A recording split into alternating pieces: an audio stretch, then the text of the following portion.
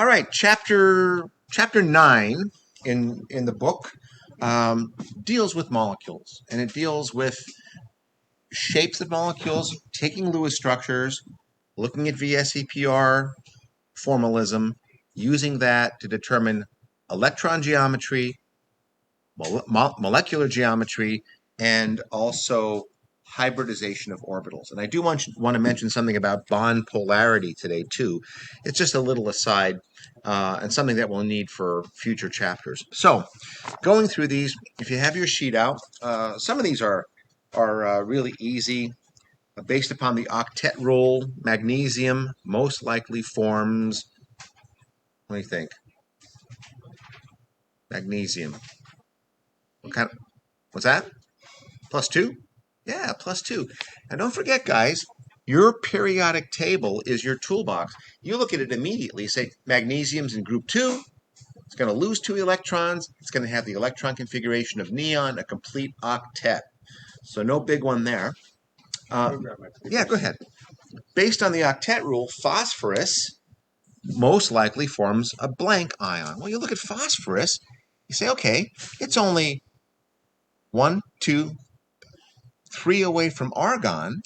So if it gets 3 more electrons, it will have a full octet. And I mean, you can go ahead and write 1s2, 2s2, 2p6, 3s2, 3p3, and figure out you need 3 more electrons. Either way. And don't forget, for each electron you add, you get 1 more negative charge. Which of the ions below has a noble gas configuration? And you look at some of these, and you've got boron with a +2 charge. Well, no, because if it loses 2 electrons, it's going to have the same electron configuration as lithium. Beryllium +2. Hey, it's in the second group, alkaline earth metals. It loses 2 electrons. It will have the same electron configuration as neon. 1s2, 2s2, 2p6. Now, this is one I think Anna got a little confused on yesterday with that bracket, or maybe it was someone else. I'm confused on it, but I don't think I asked about it Okay, yesterday. okay, well, whatever. I don't want you to be confused about it. Now, remember, if you're looking at ions, it's kind of a pain to always write 1s2, 2s2, 2p6, blah, blah, blah, blah, blah, blah, blah. If we can do something to help us out to write a more simplified and easier to write version of the electron configuration, then by all means, we're going to do that. So let's say, for example, I've got 1s2, 2s2, and 2p6, and I want to write out the electron configuration for phosphorus. Well, next would be 3s2 and then 3p3. Okay. Now, and I know this isn't the question's a little bit different than this, but let me just start here and then move on. Instead of writing all this out, we could just put neon in brackets. And what that means, a lot of people get confused when they see that. They say, well, why is neon somehow involved with phosphorus? Well, it's not. All this is saying is that there's a word, isoelectronic, right? Isoelectronic means the same electron configuration. So this neon here is isoelectronic with these so-called core electrons. So we don't have to rewrite them. This means 1s2, 2s2, 2p6. So why rewrite that? We could just write phosphorus electron configuration is, we can abbreviate that by using the noble gas abbreviation and just put our valence electrons, 3s2, 3p3. Okay. Now the phosphide ion gets 3 more electrons. So the choices you would have here, well, we need to have 3s2, 3p6 to have a full octet. Bless you. Because right now we've only got 5 electrons. I need 3 more electrons to have 8 electrons for the octet. So phosphide is going to be neon, 3s2, 3p6. Ooh, battery's running low. Hang on.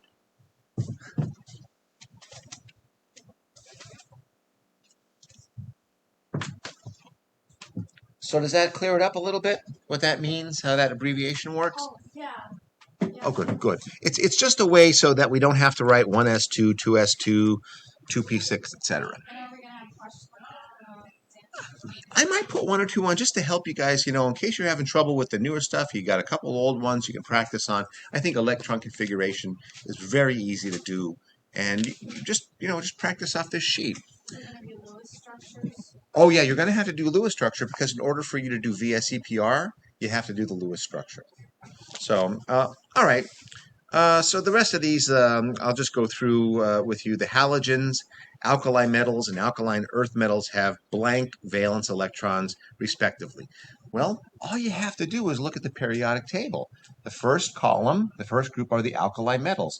They have one valence electron, group 1. Group 2, alkaline earth metals, have 2 valence electrons. You go over to the halogens, that's group 17. It used to be called group 7A, and that would tell you, hey, 7 valence electrons. But when you get to the p block elements, starting with boron and going all the way to neon, just look at the last digit in the number above the group.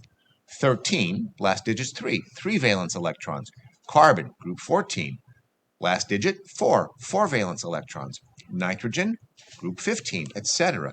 The halogens are group 17, so they are going to have 7 valence electrons. And this idea of valence electrons in octet, that accounts for the charges these ions get. So halogens, you're going to have, it's going to be answer B, 7, 1, and 2. All right, don't worry about lattice energy. We're not going to talk about that until we get to our section on solids. Now, number 7, there will be a question like this on a test, except the molecule might be a little bit more complicated. So what we can say is that a carbon-carbon single bond, first of all, carbon always have to have 4 bonds. It could be a combination of all single bonds and double bonds, triple bonds, single bonds, double bonds. So we need to know that single bonds,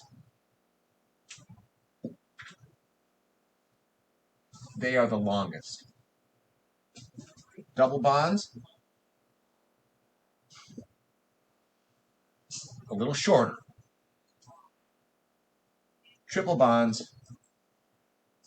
they are the shortest.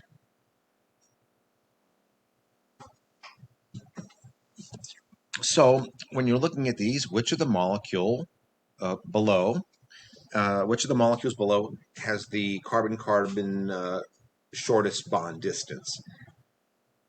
Well, I choose letter B because it has a triple bond.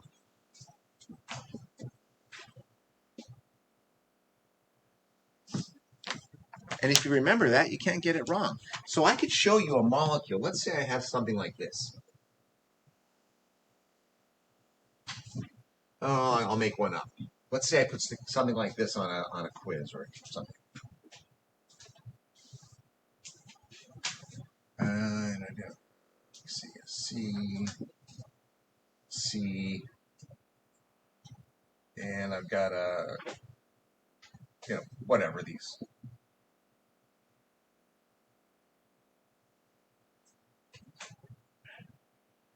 And I say, rank these in order of increasing bond lengths. Well, increasing means you start from the shortest, you go to the longest.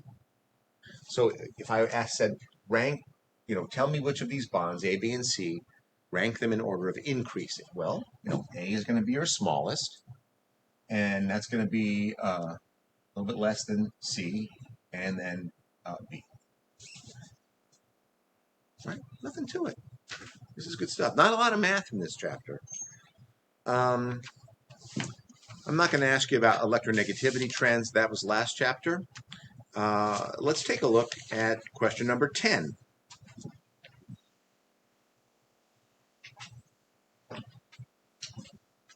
Now, I want you to start drawing analogies. And if I were you guys, I would learn these 3 Lewis structures as models. CH4, NH3, H2O. CH4 looks like that. If you're talking about VSEPR, it's an AX4, and it's a tetrahedral geometry.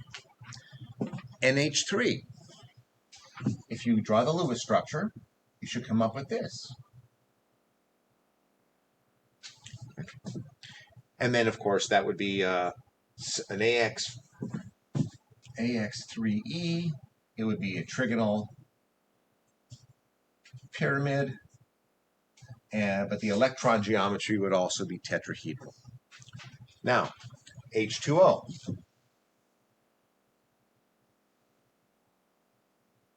Well, that's AX2E2 if you want to look at VSEPR. It would be a bent molecule, but it would still have an electron geometry of tetrahedral. sp3 hybrid orbitals, for you look at the chart.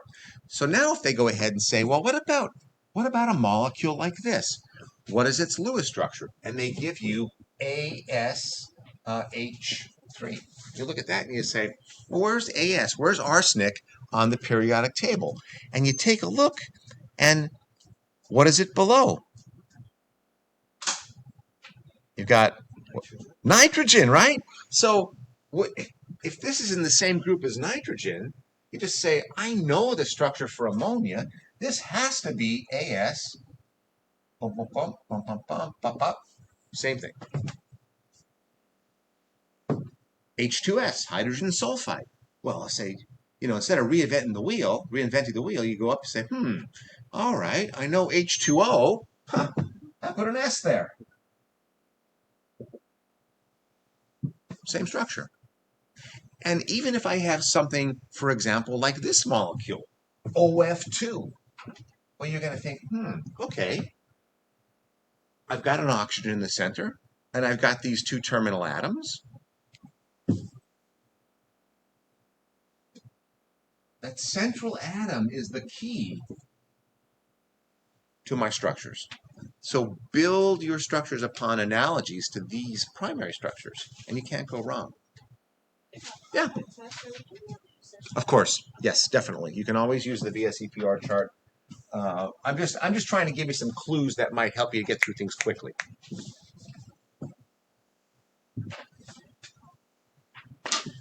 Okay. Let's see what we have here. CH4 was a tetrahedral molecule? Yeah, and that's right on your chart too. It says the Lewis structure for HCN, H bonded to C, shows that blank has blank non-bonding electrons. Well, that's kind of a weirdly phrased question. But if you take a look at HCN, you're going to see this type of a structure. And again, you could prove that to yourself. Count up your valence electrons, distribute them as you have to. Remember, hydrogen is always a terminal atom. It's never in the center. That's a little bit of a lie, because if you study advanced chemistry, you have something called a bridging hydrogen. But don't worry about that now. It's always connected to a single bond to something. So the rest of the electrons have to satisfy the octets of carbon and nitrogen.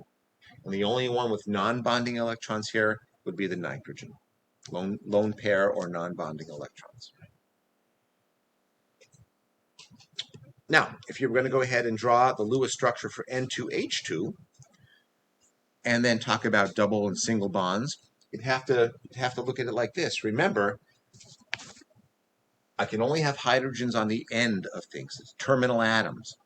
So nitrogen, I've got N2H2. Each nitrogen has 5, so I've got 10 electrons there, plus 2 electrons for the hydrogen. 2 hydrogens, each one with 1 electron. So I've got 12 electrons. So what I'm going to do is I'm going to start everything with single bonds. So I've got 2, 4, 6, 8, 10.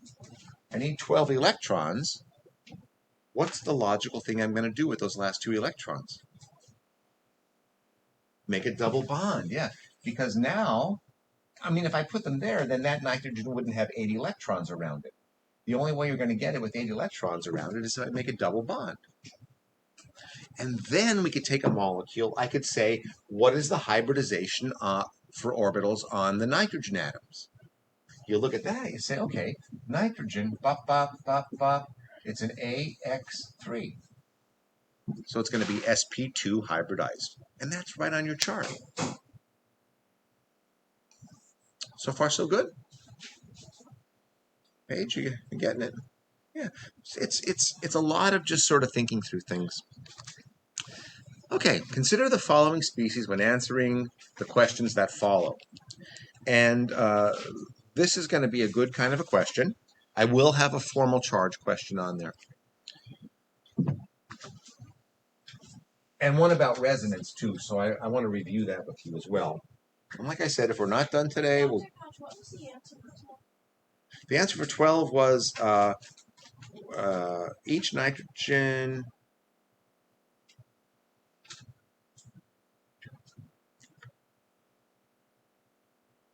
I feel like it's E.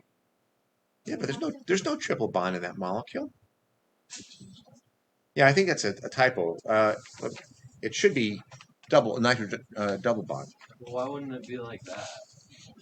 Because there's only. Oh, it's N2H2. Oh, never mind. I showed you the wrong molecule. I did N2H4, right? Which is a molecule that's perfectly fine. You're right, Landon. I made a mistake. N2H2 has to be like that. It's my fault. These rapidly approaching 58-year-old eyes are getting a little weak. So now this becomes an AX2, so it's sp hybridized. The bond angle is 180 degrees. Yeah. As opposed to N2H4.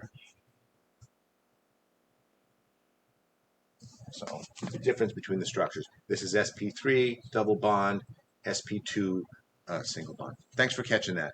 So 12 would be E. 12 would be E, yeah. I just read I read it as N2H4 when I did it.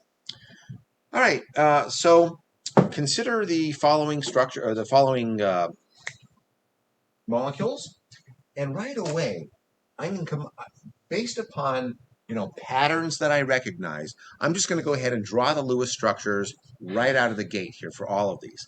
PCl3, well, we know that NH3 looks like that, right?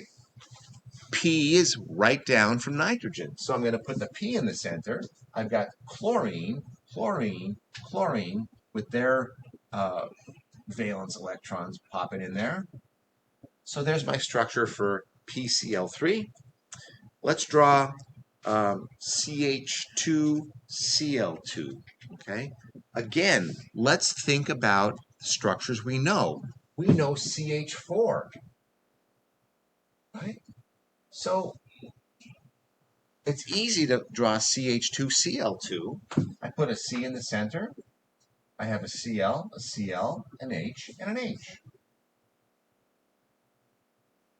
Again, making analogies to what we know. So you don't have to take the time to count all the electrons and all that stuff. HCN. HCN, by now, is hopefully one that you know. There's no shame in sort of memorizing these sort of prototypes of molecules. HCN is that. And you could take the time and work through all the electrons, but you're going to come up with that. And finally, NH3, well, we've got it up here already. So we've got our 4 Lewis structures, and I want you to kind of build that speed up when drawing Lewis structures. Now, of course, if you get something more like xenon tetrafluoride, you might have to put a little bit more thought to that. But these basic structures should be 1, 2, 3. So it says, in which Lewis structure does the central atom have a non-zero formal charge? Now, formal charge, don't forget what formal charge means. That's valence electrons minus non-bonding electrons minus bonding electrons divided by 2. So phosphorus, in this case, has 5 valence electrons.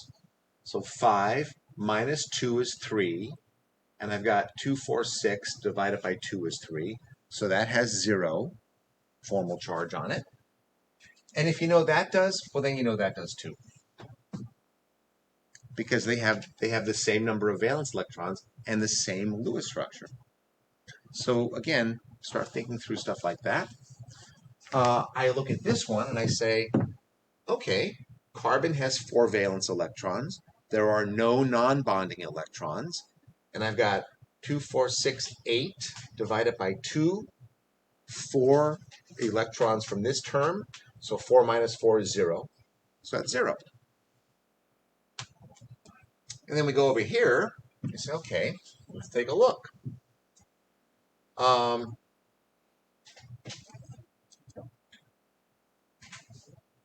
Oh, I missed a structure too. I got C2H4.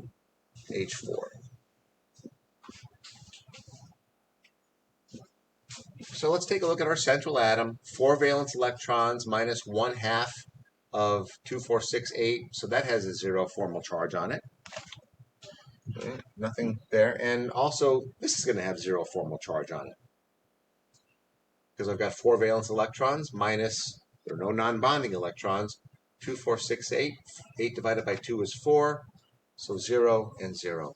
So the answer for this one would be none of them have a non-zero formal charge on the central atom. Anna. So I get like how you find the non-bonding electrons, they're like just the dots. And the bonding is the lines. Don't forget, each line represents 2 electrons. Right. And then the valence electrons, do you find that table? Yeah. Find that by counting up all of the... No.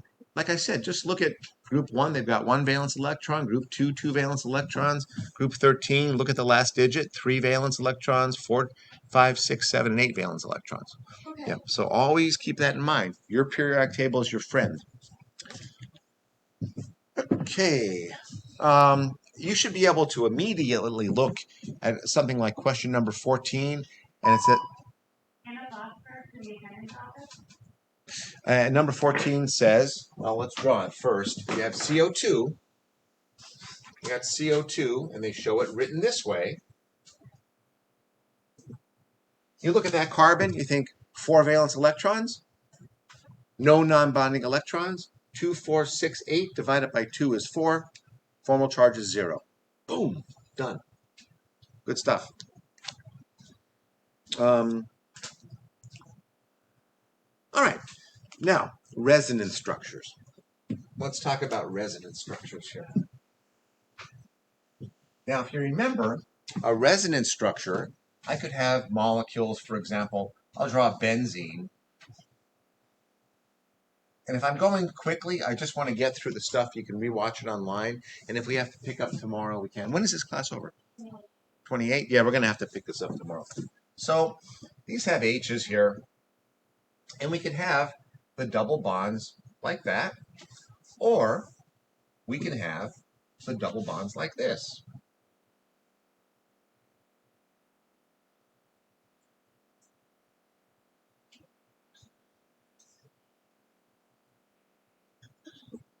And notice, in this case, double bonds are here, here, and here, and over here they're there, and there.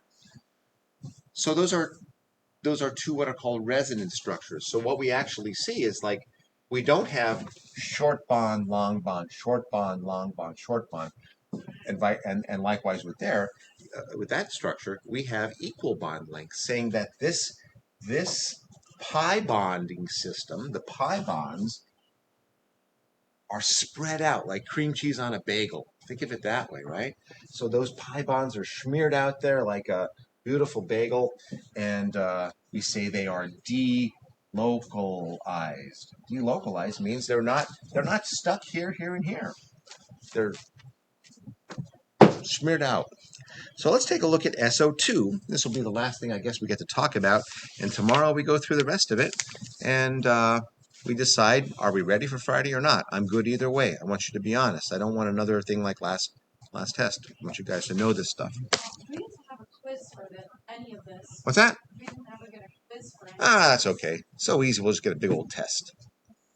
So, consider working through this like a practice. Practice. Maybe we can have like a practice exam Friday. Is that what you want to do? We'll have a practice exam. I'll give it to be done in 30 minutes. That's the time you should be allotted to have. And then we'll go over it. And then we'll see how you do. All right, one more before we... I hate this camera angle. It makes me look huge with this. So anyway, even though I've lost 20 pounds. All right, guys, let's take a look at SO2 and the resonance structures. SO2. I've got, well, I'm in group 16, 6 electrons plus 12 electrons. I've got 18 electrons total, valence electrons, and I've got to smear them over this molecule. So I'm going to do what I always do when I'm drawing a Lewis structure. I'm going to say, okay, let's start with just single bonds. And that's 2, 4, 6, 8, 10, 12, 14, 16, 18. I'll say I got that. So let's see what I can do here. Well, 2, 4, 6, I could put a double bond there, right? That would be good. Or I could put a double bond there. So these two structures are resonance structures. And as a matter of fact, so the answer is D, 2 resonance structures, right? And in order for you to draw the correct Lewis structure, you have to show both resonance structures. Okay, so we'll pick up there tomorrow. Try to take this home tonight, do a little bit more, and we're going to have a good